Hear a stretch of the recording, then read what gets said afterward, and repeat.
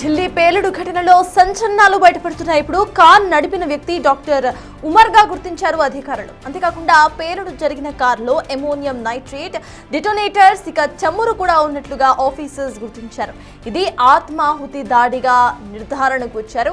అదేవిధంగా ఫరీదాబాద్ లో Umar assistant professor గా పనిచేశాడని దర్యాప్తులో తేలిందని అన్నారు అధికారులు.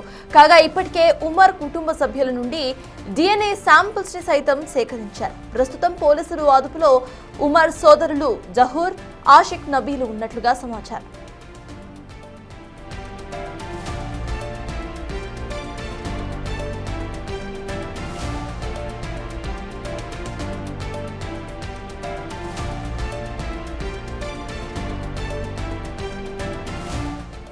నిన్న అరెస్ట్ అయిన డాక్టర్ ఆదిల్ కు ఉమర్ సన్నిహితుడుగా పోలీసులు చెబుతున్నారు.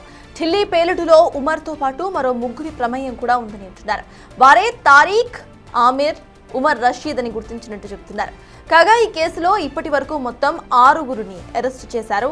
అటు ఢిల్లీ పేలుడు ఘటనలో మృతుల సంఖ్య ఇంకా పెరిగే అవకాశం ఉంది.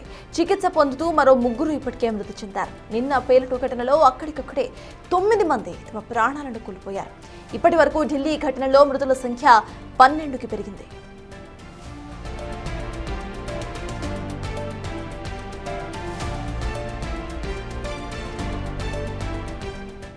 ఢిల్లీ పేలుడు ఘటనలో సంచలనాలు బయటపడుతున్నాయి. ఇప్పుడు ఒక్కొక్కటిగా అధికారులు వెల్లడిస్తున్నారు. దీనికి సంబంధించిన పూర్తి అప్డేట్స్ మా ప్రతినిధి శివ ఢిల్లీ నుండి లైవ్ లో అందించడానికి సిద్ధంగా ఉన్నారు. శివ, చెప్పండి, కార్ నడిపిన వ్యక్తి ఒక డాక్టర్ గా తెలుస్తోంది, ఉమర్ గా తెలుస్తోంది.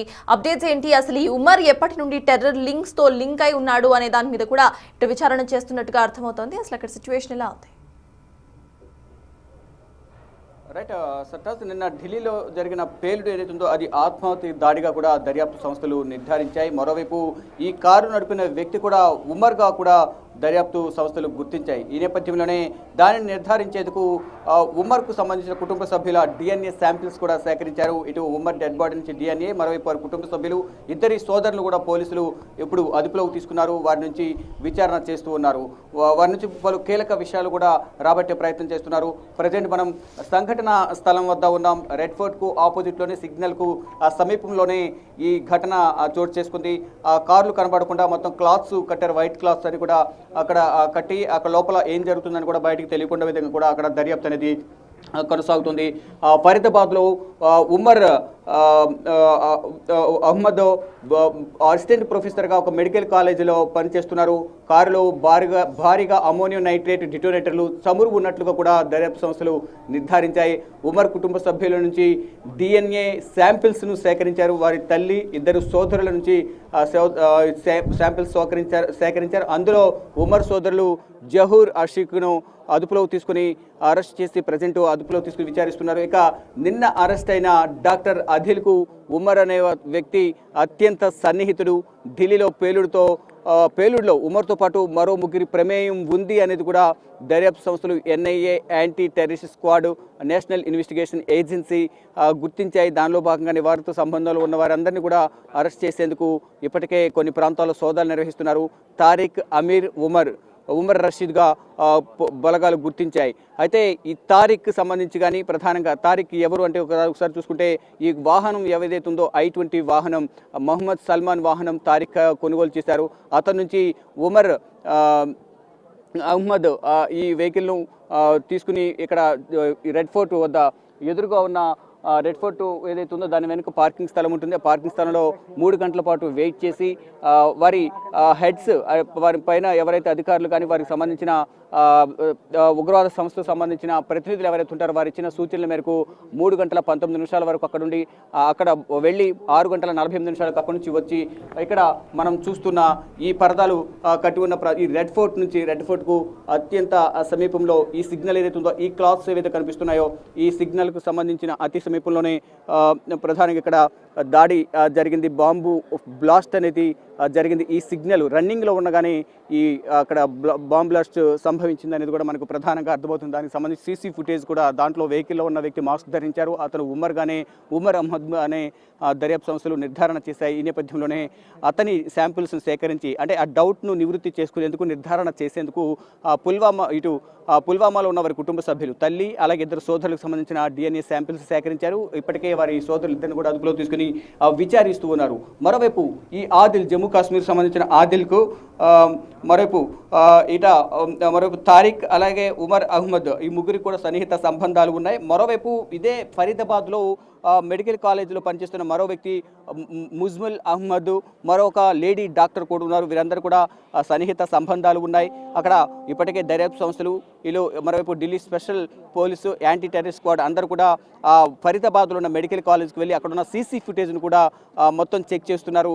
ఇతను ఉమర్ అహ్మద్ అక్కడికి ఎన్నిసార్లు వచ్చారు, ఎవరెవరు అతనితో కలిసి తిరిగారు, ఎవరెవరు వస్తున్నారు పోతున్నారు అని అనేక అనుమానాలు వ్యక్తం చేస్తున్నారు. మరోవైపు ఇప్పటికే ఈ ముజ్మిల్ ఎవరైతే మరొక డాక్టర్ ఉన్నారో అతను మహిళా డాక్టర్ కారును వినియోగిస్తున్నారు. ఆ మహిళను కూడా అదుపులోకి తీసుకున్నారు. ఆ మహిళను కూడా విచారిస్తున్నారు. ఆ మహిళ ఇచ్చిన సమాచారం మేరకు మెడికల్ కాలేజీలో మరింత మందిని ప్రశ్నిస్తున్నారు. వీరిని లెక్చరర్గా ఉన్న సమయంలో ఏ విధంగా ఉండేవారు, లెక్చర్స్ ఏ విధంగా ఉండేవారు, తోటి విద్యార్థులతో కానీ మిగతా సిబ్బందితో ఏ విధంగా ఉండేవారు అనేది కూడా ప్రధానంగా అక్కడ వెళ్ళి దర్యాప్తు సంస్థలు ఆ కాలేజీలో ప్రశ్నిస్తూ ఉన్నారు. మొత్తంగా ఒకవైపు తారిక్, మరోవైపు ఆదిల్, ఇటు ఉమర్ అహ్మద్ వీరు ముగ్గురు కీలకంగా దీంట్లో ఉన్నారు. దీంట్లో ఉమర్ అహ్మద్ చనిపోయారు, తారిక్ బందీగా పోలీసుల అదుపులో ఉన్నారు, ఆదిల్ పోలీసుల అదుపులో ఉన్నారు, ముజ్మిల్ అహ్మద్ పోలీసుల అదుపులో ఉన్నారు, మరో మహిళా డాక్టర్ పోలీసులు ఉన్నారు. మొత్తం 6గురిని దర్యాప్తు బృందాలు అదుపులో తీస్తున్నాయి. యాంటీ టెర్రరిస్ట్ స్క్వాడ్ కానీ ఢిల్లీ పోలీసులు స్పెషల్ సెల్ ఢిల్లీ పోలీసులు అదుపులో తీసుకుని విచారిస్తున్నారు.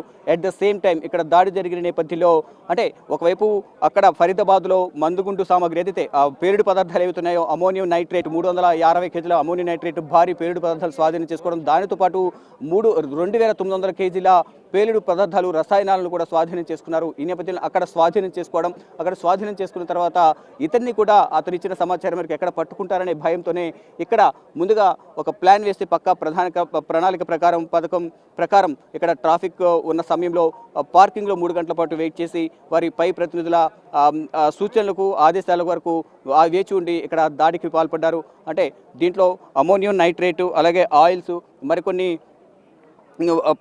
పేలుడు పదార్థాలన్నీ కూడా గుర్తించారు. అంటే డిటోనేటర్లు, అంటే కారులో భారీగా అమోనియం నైట్రేటు, డిటోనేటర్లు, చమురు కూడా ఉన్నట్టుగా కూడా నిర్ధారించారు. ఈ నేపథ్యంలోనే ఆ బాడీని స్వాధీనం చేసుకుని కుటుంబ సభ్యుల DNA కూడా సేకరించారు. దానికి సంబంధించిన FSL రిపోర్ట్ కానీ ఇటు DNA రిపోర్ట్లు కూడా త్వరలోనే మ్యాక్సిమం FSL రిపోర్ట్ అయితే ఈరోజు సాయంత్రానికి వచ్చే అవకాశం ఉందనేది కూడా తెలుస్తుంది.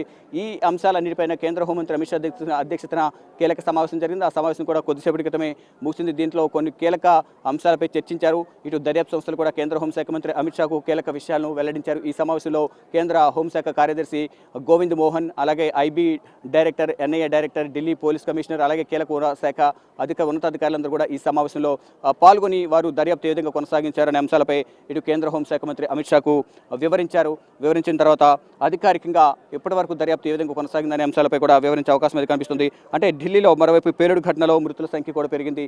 12 మంది వరకు నిన్న 9 మంది చనిపోయారు. సంఘటన స్థలంలోనే 8 మంది చనిపోయారు. హాస్పిటల్కి వెళ్ళిన తర్వాత ఒకరు చనిపోయారు. ఈ రోజు మరొక 3 చనిపోయిన నేపథ్యంలో మొత్తంగా మృతుల సంఖ్య 12కు చేరింది. గాయపడిన వారు కూడా భారీగానే ఉన్నారు. వారిలో కొంతమంది పరిస్థితి ఇంకా విషమంగా ఉందనేది కూడా వైద్యులు చెప్తున్నారు. ఇటు ప్రధాని నరేంద్ర మోడీ కూడా కొద్దిసేపటి క్రితం భూటాన్ పర్యటన ఉండగా ఆయన కూడా స్పందించారు.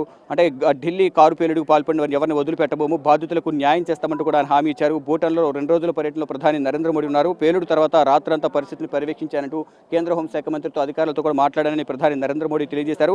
ఇక దీని వెనుక ఉన్న కుట్రదారులను వదిలిపెట్టబోము, బాధితులందరికీ కూడా న్యాయం చేస్తామంటూ కూడా ప్రధాని నరేంద్ర మోడీ తెలియజేశారు. అంటే ఈ రోజు నేను భూటాన్ పర్యటనలో ఉన్నప్పటికీ కూడా బరువెక్కిన హృదయంతో నేను ఇక్కడ పర్యటన చేస్తున్నానంటూ కూడా ప్రధాని నరేంద్ర మోడీ వ్యాఖ్యానించారు. ఇక మొత్తంగా చూసుకుంటే ఇక్కడ ఈ బాంబు దాడి అనేది ఆత్మాహుతిగా దాడిగా ప్రధానంగా నిర్ధారణ చేశారు.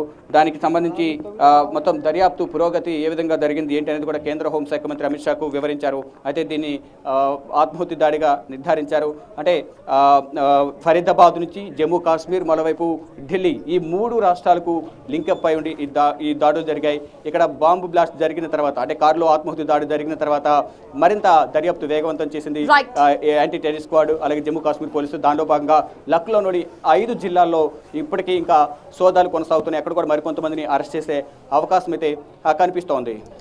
Yes, thank you Shiva. మొత్తానికి ఇటు ఢిల్లీ బాంబ్ బ్లాస్ట్ కు సంబంధించి అధికారులు స్పీడప్ చేశారు అక్కడ ఇన్వెస్టిగేషన్ ను. అయితే ఇదొక సెల్ఫ్ బాంబింగ్ యాక్ట్ గా గుర్తించారు ఇప్పటికే.